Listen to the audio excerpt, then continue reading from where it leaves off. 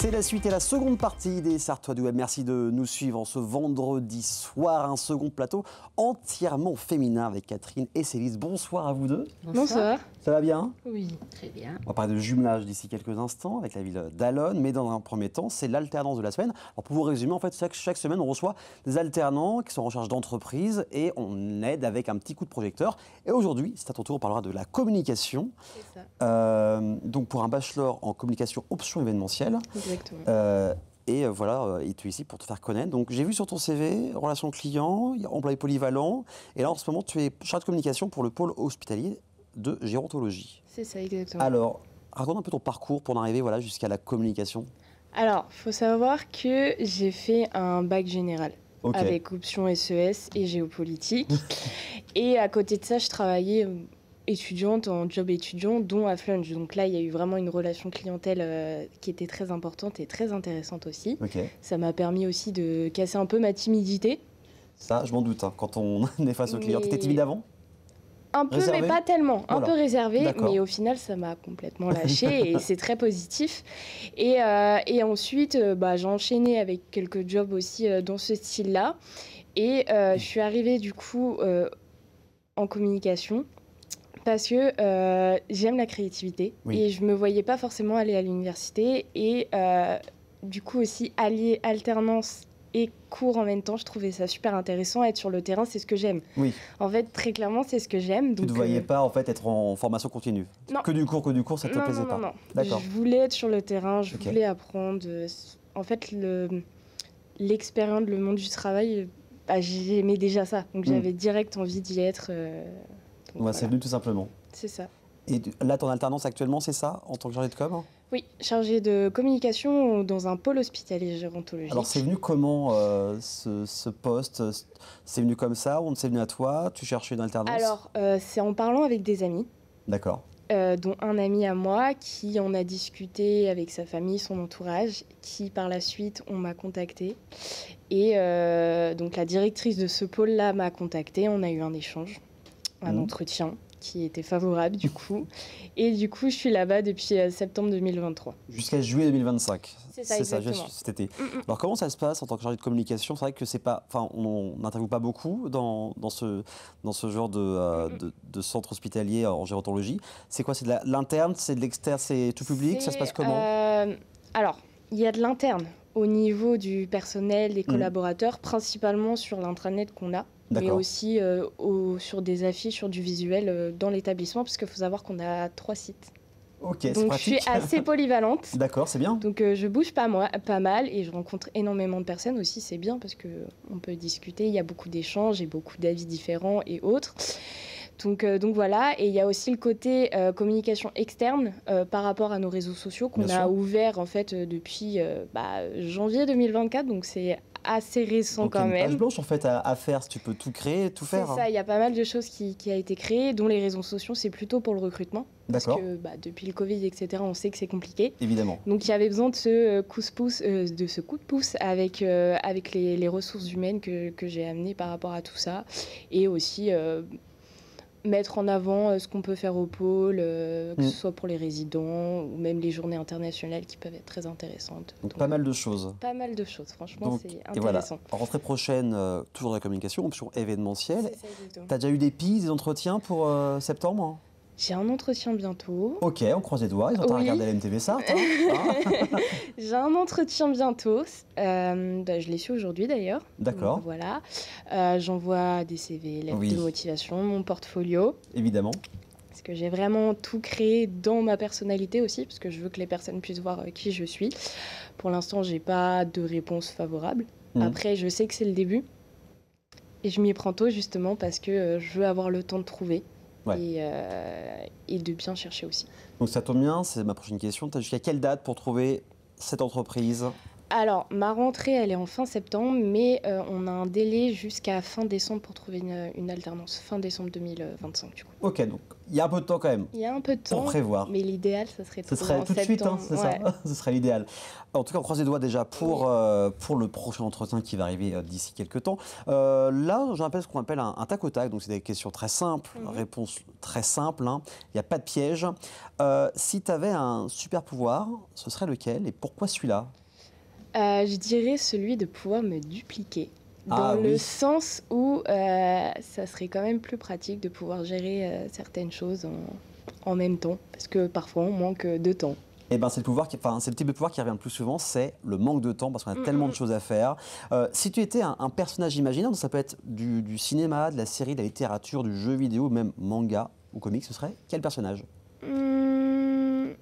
J'ai pas vraiment un personnage en tête, mais ça serait vraiment un personnage qui est minutieux.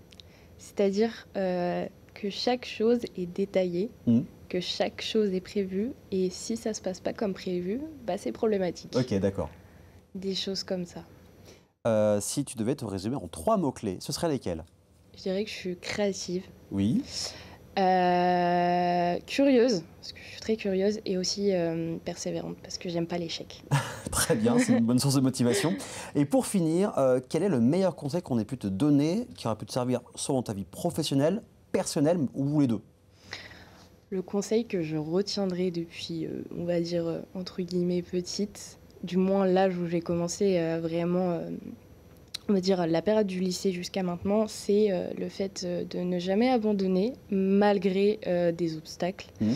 des choses difficiles et toujours persévérer. Parce que quoi qu'il arrive, on en apprend davantage et ça nous fait avancer.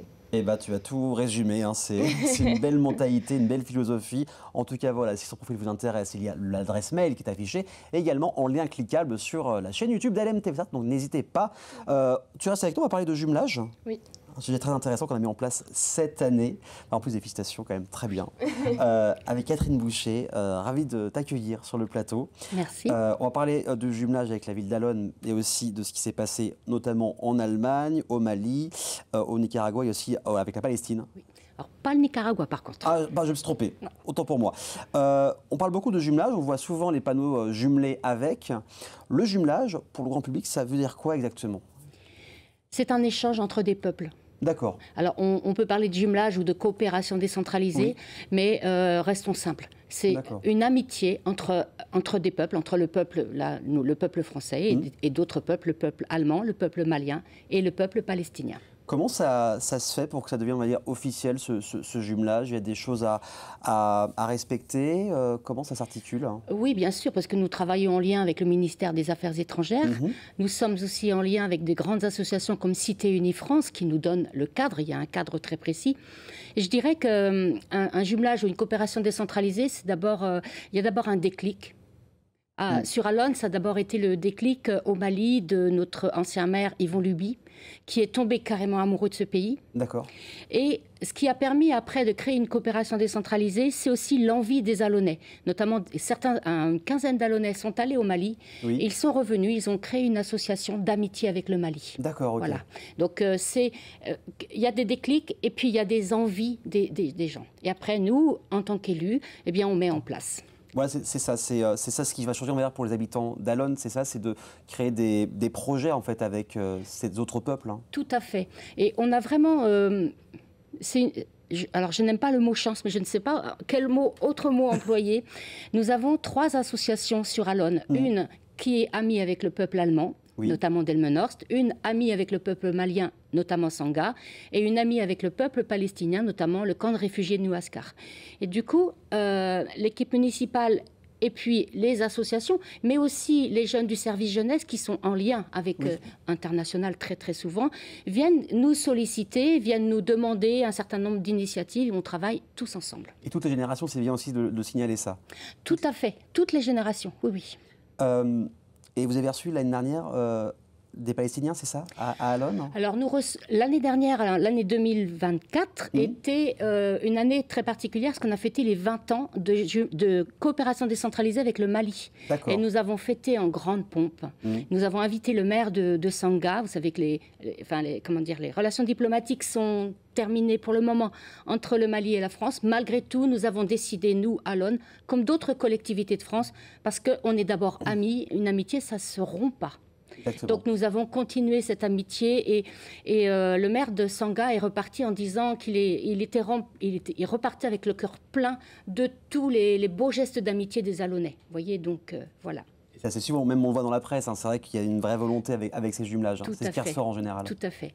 Et cette année, nous allons continuer de travailler aussi avec la Palestine et l'Allemagne, bien entendu, que je n'oublie pas. Évidemment. La Palestine, nous allons recevoir un groupe de jeunes palestiniens du camp de New Ascar, c'est au nord de la Cisjordanie en Palestine, qui fait une formation d'animateur ou d'animatrice sportive et qui viennent faire leur stage concret en France. Génial. Donc ça crée vraiment beaucoup de synergie entre les écoles eux-mêmes, mais aussi avec les associations sportives.